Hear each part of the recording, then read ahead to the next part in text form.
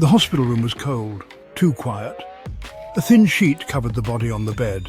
A young woman barely out of her teens, vibrant life extinguished. Another one gone. Detective Inspector Alex Ramsey felt a familiar chill. Ramsey, a man of sharp angles and sharper instincts, surveyed the scene. Sterile white walls, the faint scent of disinfectant and an undercurrent of fear.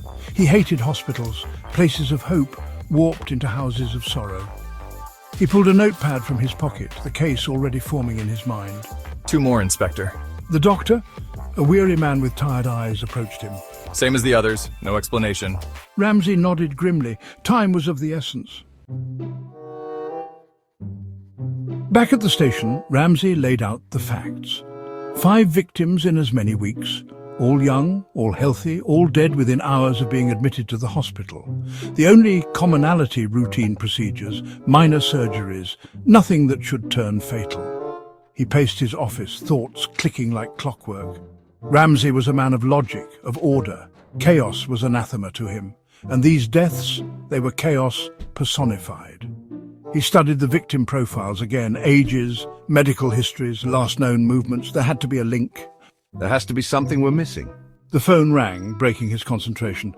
It was the medical examiner, his voice grave. Ramsey, you need to see this. The words hung in the air, heavy with ominous premonition. This case, already a puzzle, was about to get a whole lot more complicated. News of the deaths spread like wildfire. Panic bloomed, a dark flower in the heart of the city. Hospitals, once places of healing, were now viewed with suspicion and dread. The press had a field day, churning out headlines that screamed of plagues and unseen killers. Ramsey, however, remained focused. The medical examiner's findings had been both perplexing and illuminating.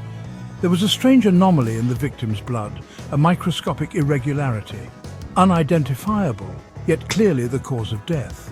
The answer lies not in what the victims were exposed to, but what was given to them.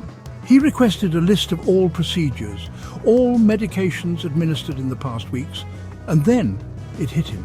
Blood transfusions. Every single victim had received one. The blood bank was a hive of activity, with technicians moving with practiced efficiency. Detective Inspector Alex Ramsey, accompanied by a young, eager officer named Davis, surveyed the scene. I believe the blood might be a potential vector. We need to consider all possibilities. The head technician, a woman with sharp eyes and a sharper tongue, scoffed at the suggestion. Our blood is rigorously screened, Inspector. It's impossible. But Ramsey had seen enough impossibilities to last a lifetime.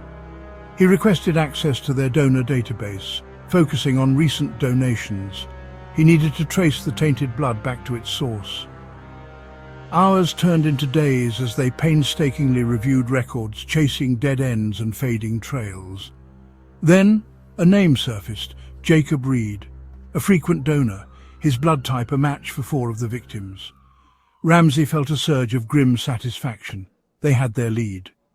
But who was Jacob Reed, and what was he hiding in his blood? Reed's address was a run-down apartment building in a forgotten corner of the city.